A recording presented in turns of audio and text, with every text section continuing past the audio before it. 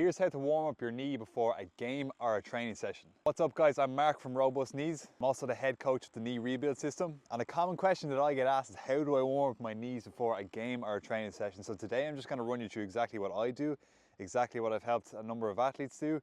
And yeah, it's just a simple way that you do it, and the easiest way for me to describe that is by doing it myself. So without further ado, the first thing that I do to warm up my knees before any training session or a game is some banded knee extensions. All you're doing is getting a band, wrapping it around a gate in my case. If you're playing football or rugby, you can wrap it around a pole. Anything that's going to just hold a band like so, where you can extend your knees. And from there, all I'm doing is bending, squeezing at the quads, slowly back, squeezing at the quads, slowly back, and just repeating this until I feel a really good burn in the area around my knees. It's just an excellent way to get more blood flow in there. It also is great for pain relief. Because of this, you're just getting the blood flow in there, and I like doing this single leg as well, because if you have a particularly weak knee, for example, let's say it's my left knee in this case, you can just isolate one knee, but again, I like to balance it out with the two. So this is a great way to do it. And if you don't have a band, an excellent way to replicate this movement is just by doing some backwards running. So if I'm backwards running, maybe I do the length of the field, you'll see that the same motion is at play. So when I'm doing a knee extension, I'm just doing this. But when I'm running backwards, I'm doing the same thing. I'm just extending my knee, because that's the best way you can get blood flow to your knee. And that's exactly what I want to do when I'm warming up for a game or a training session. And that's exactly why I start with that. I like to work my way up the body. So if I'm talking about knees specifically today, it's an area you always want to target, because you use your knees so much in the game. I play rugby in my case, whether that be football, whether that be Brazilian Jiu-Jitsu, whatever you're doing, you're going to use your knees a lot. Your knees are going to be put under demand. So it's best to be warming them up properly. And I don't like just targeting the knee like I did there. I want to target the whole chain. So for me, I like to go from the ground up. So what I'm going to do in this case is I'm going to get my ankle involved, I'm going to get my calves involved, and the best way I found to do that is a bent knee calf raise. So a typical calf raise would just be two legs. You can make it harder by going on one leg. If you want to target the soleus, you want to target your Achilles more, you want to bring more ankle into it, you're doing the exact same thing with a bent knee. I also like to bring the pelvis forward to make it even more challenging. And I also like to go on one leg to make it more challenging. So you're just rising from here. If that's too difficult, you can go on two. But isolating one leg at a time is also awesome. And then I flip it. Once I'm done that, I also want to get my tibialis warmed up. So the tibialis is responsible for taking a lot of the pressure off the knee. So that's why I always emphasize warming this area up. It's something that I do in the gym during the week also. If you ever had knee issues, it's something that you want to have a part of your routine always.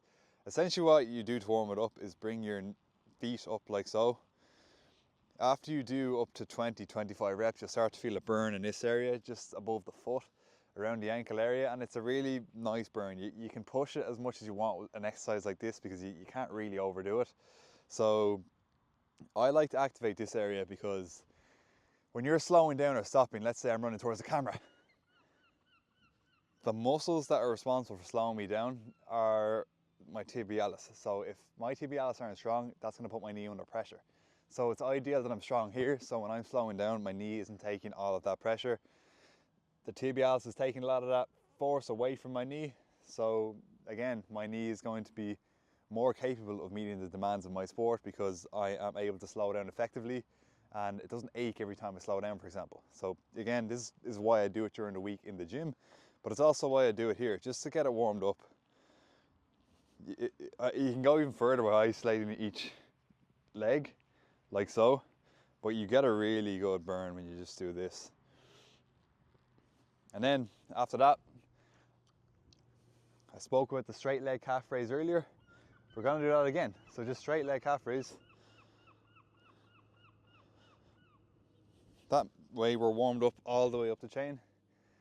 That way we're warmed up from the feet to the ankles to just below the knee. We've got a little bit of the knee itself, and I want to get more of the knee itself. And one way I like to do this is by just getting comfortable with my knee handling my body weight. So a good way to do this is You can use assistance if you like. I personally won't be today, but again, you can just get comfortable, letting your knee do all the work. So this isn't a squat. It isn't like a squat like this. Your hips are staying aligned with your shoulder, and you're just letting your knee travel over your toe. Your knee is doing all the work. Your knee is taking all the load. So your knee will be put into positions where it is asked to handle a lot in a game or in a training session. This is just a way we can warm it up. Like if you think about how many times you stop or slow down, your knee is going over your toe. So you just want to be comfortable in that position. You want to be comfortable with your knee traveling over your toe.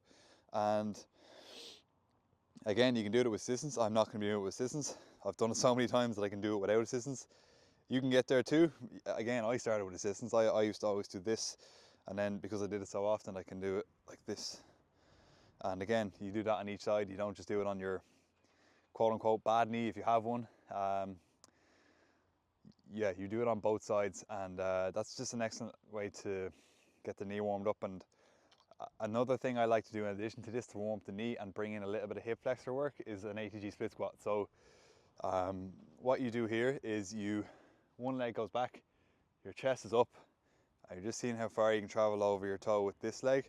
That might be just to here, and you just do some reps from there. That's great, that's fine. Wherever's comfortable. If you've done this before or you're more familiar with this exercise, like I am, you can go a little bit further. Again, what I said earlier about being comfortable with your knee traveling over your toe, because you do it so often in the game, that's exactly what I'm doing here. I'm just getting the back hip flexor in too, because as you'll see, I'm trying to keep my back leg very, very straight. That's going to make sure I'm feeling a great stretch on it here, even in this position. So that's going to be a priority, because I don't want to go into a game or a training session feeling really tight, and this is just an excellent way in which I can target the knee as well as the back of the leg at the same time in the one exercise. And of course, I don't just do that on one leg, I do it on both.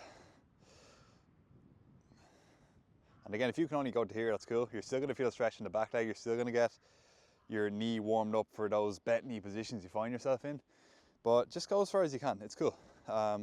Even if you got to use assistance at first, like again, you're putting your whole body weight into it, so it can be difficult in the beginning. So even if you have to just hold this in the start, assist yourself up and down, you're still going to get a great hip flexor stretch. You're still going to get a great knee workout, and yeah, you'll be ready to get on the field.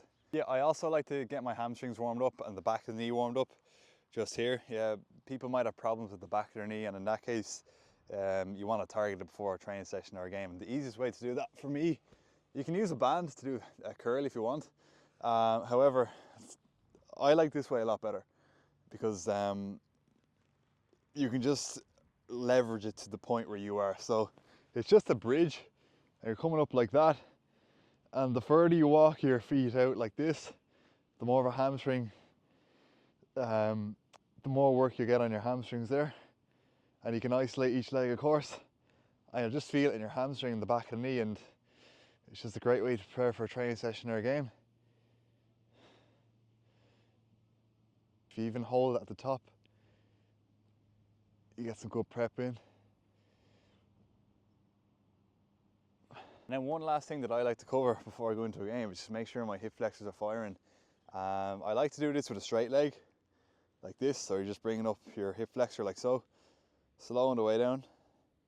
Just do that at each side. So it's important for me to do this with a straight leg, but as I'll show you right now, it's important to do it with a hip flexed as well. So for me, playing a sport like rugby, hip flexion is going to be important with a straight leg when I'm kicking a ball, but when I'm running, it's going to be important with a bent leg. So another way you can bring this in, and you can adapt this depending on what sport you play. For me, I'm going to need both. So what that's going to look like is just getting the bent knee hip flexion in before I go, because you know, I'm going to be playing the game or I'm going to be training. I don't want my first sprint to be cold. I want this area to be warmed up, and this is a great way to do it. Of course, you're going to do it on both sides.